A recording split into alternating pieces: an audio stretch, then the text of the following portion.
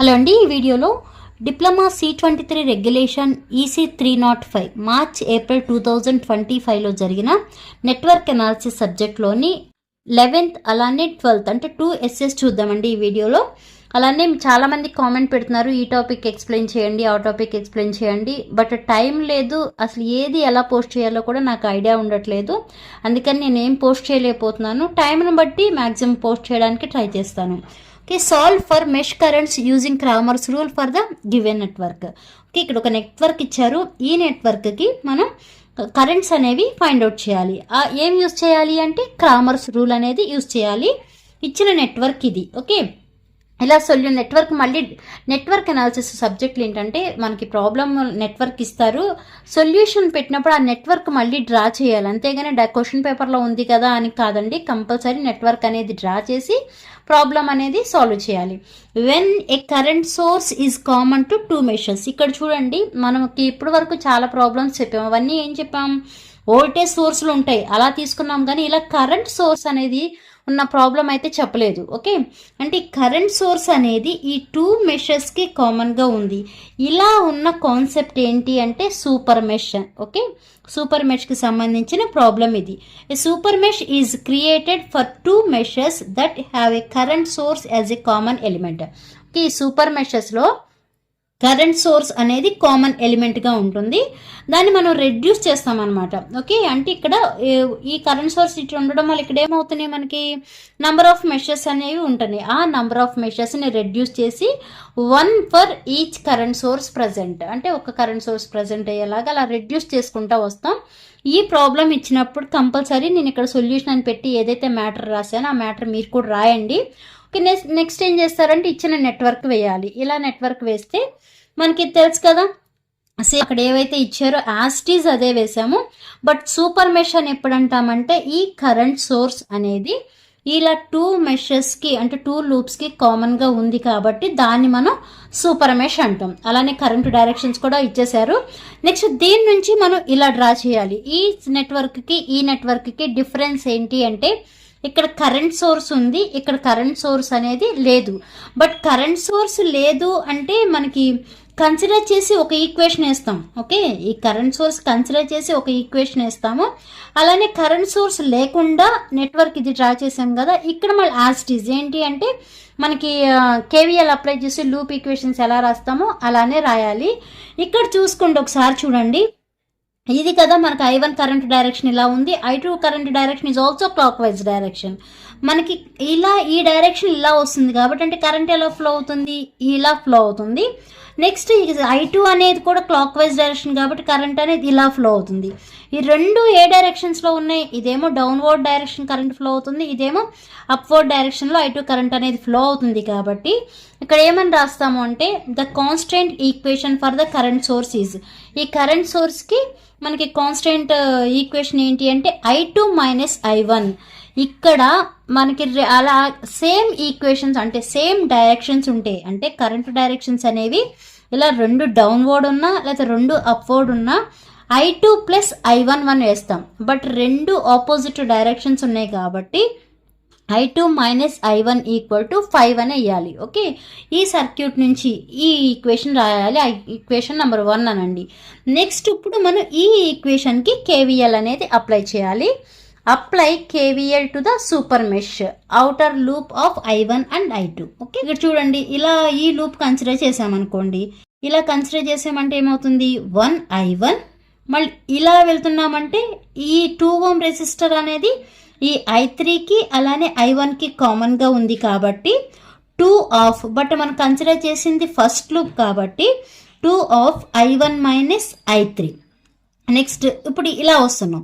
ఇలా వచ్చినప్పుడు ఈ 4 ohm రెసిస్టర్ అనేది I2కి అలానే I3కి 2 కరెంట్ అనేవి ఈ 4 ohm రెసిస్టర్లో ఫ్లో అవుతుంది కాబట్టి, బట్ 2 డైరెక్షన్స్ ఎలా ఉన్నాయి, ఇది ఈ డైరెక్షన్లో వెళ్తుంది అంటే ప్లస్ మైనస్, ఇది ఈ డైరెక్షన్లో వెళ్తుంది, ఇక్కడ ప్లస్ ఇక్కడ మైనస్ వస్తాయి. అందుకే I2 మైనస్ I3. నెక్స్ట్ ఇలా వచ్చినప్పుడు ఏమవుతుంది, ప్లస్ 10 volts ఈక్వల్ టు 0. అదే ఈక్వేషన్ రాసాము. ఇలా ఈక్వేషన్ రాసి సింప్లిఫై చేస్తే మనకు వచ్చిన second equation 3i1 plus 4i2 minus 6i3 equal to ఈ ప్లస్ 10 అని ఈక్వల్ కట్టి తీసుకెళ్తే -10 అవుతుంది కాబట్టి ఈక్వల్ టు -10. అది ఈక్వేషన్ నెంబర్ 2. ఏం చేయాలి? కేవీఎల్ అనేది ఈ థర్డ్ మెష్కి అప్లై చేయాలి. ఓకే, కేవీఎల్ అనేది ఈ థర్డ్ మెష్కి అప్లై చేయాలి. అప్పుడు ఏమవుతుంది? ఇలా వస్తుంది కాబట్టి 4i3 మైనస్ i2, అలానే ఇక్కడికి వచ్చేప్పటికి 2i3 మైనస్ i1, నెక్స్ట్ ఇలా వచ్చేప్పటికి 3i3 ఈక్వల్ టు 0 అవుతుంది ఈక్వేషన్. ఇలా మనం ఈక్వేషన్ రాసి సింప్లిఫై చేస్తే ఇది థర్డ్ ఈక్వేషన్. ఒకసారి మనకు వచ్చిన 3 ఈక్వేషన్స్ నోట్ చేయండి. ఫస్ట్ ఈక్వేషన్ మనం అక్కడ ఏమని రాసాము? i2 minus i1 equal to 5 రాసాము. ఇక్కడ ఏం చేయలేదు, నేను ఈ మైనస్ i1 ఏమో ఇలా ఫస్ట్ రాశాను, ఈ ప్లస్ i2 నేమో సెకండ్ రాశాను, అంతే ఈక్వేషన్ నేను చేంజ్ చేసింది. ఓకే, అలానే సెకండ్ ఈక్వేషన్, థర్డ్ ఈక్వేషన్స్ రాయాలి. ఆ 3 ఈక్వేషన్స్ని మ్యాట్రిక్స్ ఫామ్లో అరేంజ్ చేయాలి. ఓకే, మీకు ఆల్రెడీ నెంబర్ ఆఫ్ ప్రాబ్లమ్స్ చెప్పాను కదా. మ్యాట్రిక్స్ ఫామ్లో అరేంజ్ చేసిన తర్వాత మనకి ఏమన్నారు? మెష్ కరెంట్స్ అనేవి ఫైండ్ అవుట్ చేయమన్నారు.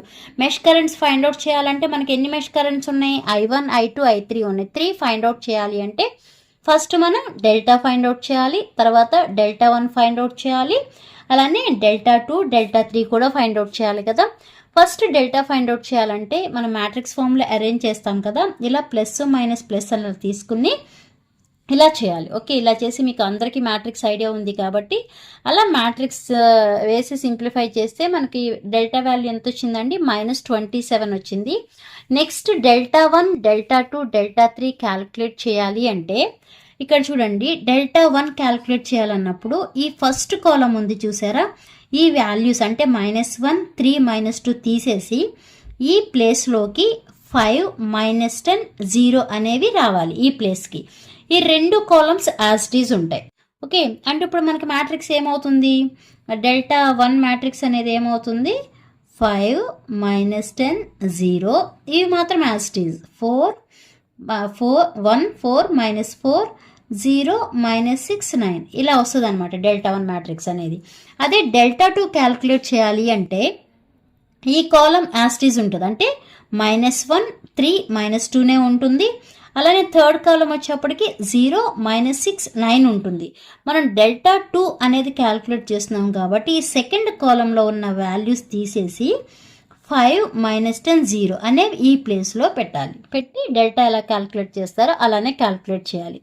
అలానే డెల్టా 3 క్యాలిక్యులేట్ చేయాలి అంటే ఈ first 2 columns as it is ఉంటాయి, థర్డ్ కాలం తీసి ఈ వాల్యూస్ని తీసుకొచ్చి ఇక్కడ ప్లేస్ చేసి డెల్టా 3 అనేది క్యాలిక్యులేట్ చేయాలి. ఓకే, మనకి డెల్టా 1, డెల్టా 2, డెల్టా 3 అనేవి క్యాలిక్యులేట్ చేస్తే ఆటోమేటిక్గా mesh currents i1, i2, i3 అనేవి ఫైండ్ అవుట్ చేయొచ్చు కదా. ఫస్ట్ కాలం చేంజ్ చేసాము, డెల్టా 1 అనేది ప్రొసీజర్ యాజ్ ఇట్ ఈజ్. ఎంత వచ్చింది? 150 వచ్చింది. నెక్స్ట్ అలానే డెల్టా 2 క్యాలిక్యులేట్ చేయాలి అంటే first third as it is ఉంటే సెకండ్ కాలం వాల్యూస్ చేంజ్ అయినాయి. ఓకే, అలానే డెల్టా 3 క్యాలిక్యులేట్ చేయాలంటే ఫస్ట్ సెకండ్ కాలమ్స్ ఉంటే థర్డ్ కాలం ప్లేస్లోకి 5, -10, 0 వాల్యూస్ అనేవి వస్తాయి. అలా మనం డెల్టా 2 వాల్యూనేమో 15 వచ్చింది, డెల్టా 3 వాల్యూనేమో 40 వచ్చింది. దాని నుంచి i1 ఈక్వల్ టు ఫార్ములా ఏంటి? డెల్టా 1/డెల్టా అంటే 150/-27 వేస్తే i1. అలానే i2, i3 అనేవి ఇలా క్యాలిక్యులేట్ చేయాలి. ఈ ప్రాబ్లం అనేది సూపర్ మెష్ మీద ఉంటుందండి. ఓకే, అర్థమైంది అనుకుంటున్నాను. నెక్స్ట్ ఇంకో ప్రాబ్లం చూద్దాం ఇదే పేపర్లో. And the node voltages in the circuit shown in figure below using nodal analysis. అక్కడేమో మెష్ కరెంట్స్ అనేవి ఫైండ్ అవుట్ చేసాము, ఇక్కడేమో నోడ్ వోల్టేజెస్ అనేవి ఫైండ్ అవుట్ చేయాలి యూజింగ్ నోడల్ అనాలిసిస్. మనకి నెట్వర్క్ ఇలా ఇచ్చారు. మీకు మ్యాక్సిమం చెప్తున్నాను, నోడల్ అనాలిసిస్లో ఏంటంటే ఇలా నోట్స్ అనేవి ఐడెంటిఫై చేసి ఉండవు. ఓకే, మనం ఐడెంటిఫై చేసుకోవాలి. అది మీకు ఎప్పుడు తెలుస్తుంది అంటే నోడ్ డెఫినేషన్ అనేది కరెక్ట్గా తెలిసినప్పుడు. ఓకే, అలానే ఈ అజ్యూమింగ్ కరెంట్స్ ఉన్నాయి చూసారు ఇక్కడ. మనకి ఇక్కడ నోడల్ అనాలిసిస్ అంటే కేసీఎల్ అప్లై చేస్తాము. కేసీఎల్ అంటే Kirchhoff's current law. Kirchhoff's current law అంటే ఏంటి? Some of incoming currents equal to some of out going currents కదా. అలా ఇన్కమింగ్ కరెంట్స్ తీసుకోవాలా, అవుట్ గోయింగ్ కరెంట్స్ తీసుకోవాలా, ఆ అజంప్షన్ అనేది మనం ఓన్గా తీసుకునేదే. బట్ అక్కడ మ్యాక్సిమం మనం అవుట్ గోయింగ్ కరెంట్సే తీసుకుంటాం. అక్కడ ఒక సెంటెన్స్ రాయాలి, assuming all currents are leaving from node, అంటే నోడ్ దగ్గర నుంచి వెళ్ళే కరెంట్స్ అంటే అవుట్ గోయింగ్ కరెంట్సే అని మీనింగ్ అనమాట. ఓకే, ఇక్కడ నోడ్ 1, ఇక్కడేమో నోడ్ 2 తీసుకున్నాము. నోడ్ అనే దీన్ని రిఫరెన్స్ నోడ్ అంటాం, అంటే గ్రౌండ్కి కనెక్ట్ చేయాలి. ఇలా తీసుకున్నప్పుడు ఒకసారి డైరెక్ట్ అన్ని అవుట్ గోయింగ్ అన్నాం కాబట్టి ఇక్కడ applying KCL at node 1, node 1 దగ్గర కేసీఎల్ అప్లై చేస్తుంటే some of incoming currents equal to some of out going currents కదా. ఇన్కమింగ్ కరెంట్స్ ఏమీ లేవు, అన్ని అవుట్ గోయింగ్ కరెంట్సే కాబట్టి ఈ ఇన్కమింగ్ కరెంట్స్ అన్నీ ఏమీ లేవు కాబట్టి 0 పెట్టేస్తాం. మనకున్నది అన్ని అవుట్ గోయింగ్ కరెంట్సే, వాటిని సమ్ చేస్తాం. అవుట్ గోయింగ్ కరెంట్స్ ఏమున్నాయండి, I1 plus I2 plus I3 ఉంది. I1 అంటే ఇది కదా, మనకి I equal to V/R form consider చేస్తాము according to Ohm's law. Okay, I equal to ఈ కరెంట్ అనేది ఎలా ఉంది, మనకి ఈ డైరెక్షన్లో వెళ్తుంది. బట్ ఇక్కడేమో మైనస్ ప్లస్ అంటే ఈ డైరెక్షన్లో వెళ్తుంది, అంటే రెండు ఆపోజిట్ డైరెక్షన్స్ ఉన్నాయి కాబట్టి V1 మైనస్ అంటే మీకు ఇలా ఉంది, కరెంట్ డైరెక్షన్ అనేది ఇలా వస్తుంది. ఇక్కడున్న వోల్టేజ్ సోర్స్ అనేది ఇలాంటి ఇది మైనస్ ఇలా ఉంటుంది. అప్పుడు ఏమవుతుంది, V1 మైనస్ 60/5 వేస్తాం. అలా కాకుండా ఈ డైరెక్షన్ ఇలాగే ఉండి నెక్స్ట్ ఈ డైరెక్షన్ కూడా ఇలాగే ఉంటే V1 ప్లస్ 60 అవుతుంది. ఓకే, అదొకటి అబ్జర్వ్ చేసుకోండి. V1 మైనస్ 60/5 ప్లస్ I2 అంటే V1 I2 ఆల్రెడీ మనకి ఇచ్చేసారు. ఓకే, ఇది I2 కదా, ఎంత ఇచ్చారు, 5 ఆంపియర్స్ అంటే -5. ఇది కూడా అంతే ఆపోజిట్ డైరెక్షన్ ఉంది కాబట్టి -5 వేసాము. నెక్స్ట్ I3 అంటే V1 మైనస్ V2/2 వేయాలి. అలా చేసి సింప్లిఫై చేస్తే మనకి వచ్చిన first equation 0.7 V1 minus 0.5 V2 equal to 17. అది first equation. Next applying KCL at node 2, node 2 దగ్గర కేసీఎల్ అప్లై చేయండి.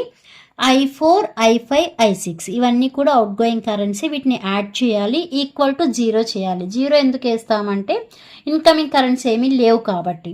ఓకే, దీని నుంచి I4 ఈక్వల్ టు ఏమని రాయొచ్చు, డైరెక్షన్ అనేది ఇలా ఉంది కాబట్టి V2 మైనస్ V1/2 వేస్తాము.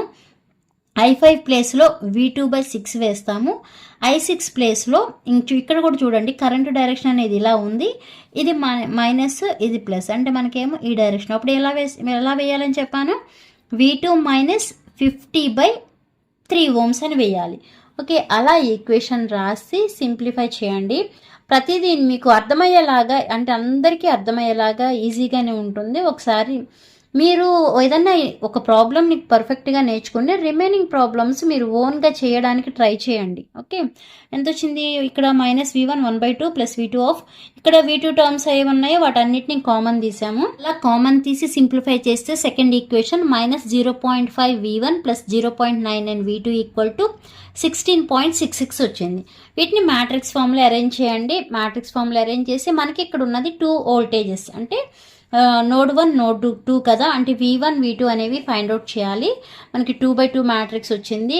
ఇక్కడ సేమ్ ప్రొసీజర్ మనం మెష్ అనాలిసిస్లో ఎలా అయితే I1 ఫైండ్ అవుట్ చేయాలంటే Δ1/Δ వేస్తామో, నోడల్ అనాలిసిస్లో వోల్టేజ్ ఫైండ్ అవుట్ చేయాలి అంటే Δ1/Δ వేస్తాం. అదే V1 ఫైండ్ అవుట్ చేయాలంటేనేమో Δ1/Δ తీసుకుంటాము. అదే V2 ఫైండ్ అవుట్ చేయాలంటేనేమో Δ2/Δ తీసుకుంటాం. ఓకే, అలా same procedure AD minus BC అని తీసుకుని మా డెల్టా ఎంత వచ్చిందండి, 0.443 వచ్చింది. అదే Δ1 క్యాలిక్యులేట్ చేయాలి అంటే ఈ వాల్యూస్ తీసేయాలి. ఈ వాల్యూస్ తీసి వీటిని తీసుకొచ్చి ఇక్కడ ప్లేస్ చేయాలి. అంటే ఇలా ప్లేస్ చేసి AD 2/2 మ్యాట్రిక్స్ కంటే ఈజీ. మీరు ఏ మైనస్లు ప్లస్లు వేయకోకుండా ఈ రెండు మల్టిప్లై చేస్తారు, మైనస్ వేస్తారు, ఈ రెండు మల్టిప్లై చేస్తారు. ఓకే, అలానే Δ2 క్యాలిక్యులేట్ చేయాలంటే ఫస్ట్ కాలం వాల్యూస్ యాస్టీస్ ఉంటే సెకండ్ కాలంలో ఉన్న ఈ వాల్యూస్ తీసి మనకున్న 17, 16 పాయింట్స్ యాడ్ చేసి చేస్తే Δ2నేమో 20.162 వచ్చిందండి. దీని నుంచి V1 ఈక్వల్ టు చెప్పాం కదా Δ1/Δ అని, అంటే 25.16/0.443 చేస్తే మీకు వచ్చిన V1 56.79 వోల్ట్స్ వచ్చింది. అలానే V2 ఈక్వల్ టు Δ2/Δ అంటే 20.162/0.443 ఈక్వల్ టు 45.5 వోల్ట్స్ వచ్చింది. ఓకే, ఇది మీకు C23 రెగ్యులేషన్ వాళ్ళకండి. మార్చ్ ఏప్రిల్ 2025లో అడిగిన 11 అలానే 12 10 మార్క్స్ క్వశ్చన్స్. ఓకే, అర్థమైంది అనుకుంటున్నాను. అర్థమైతే లైక్ చేయండి, షేర్ చేయండి, అలానే సబ్స్క్రైబ్ చేయండి. Thanks for watching.